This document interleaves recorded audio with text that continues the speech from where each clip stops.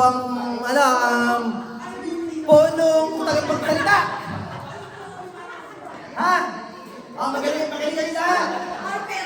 Isang palakpakan muna sa Pwede Celebran! Please, welcome!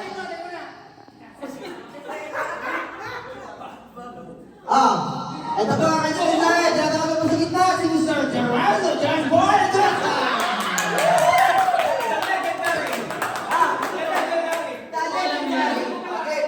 Hindi ko kailangan po magsalita ng ganito na kay mahilangan yung sila.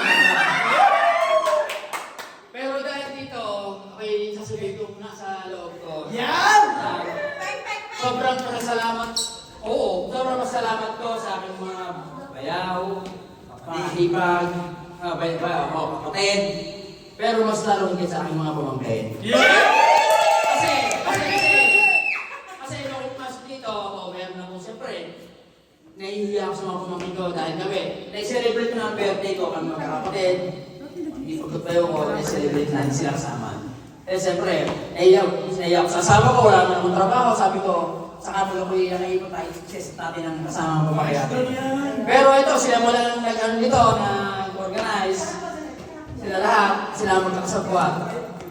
Salamat ng maraming. Iiyak ka yan! Iiyak ka yan!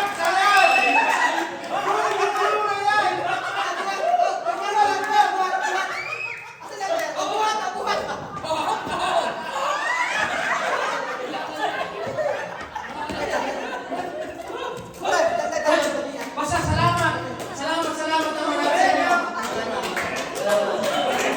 Isang ulam!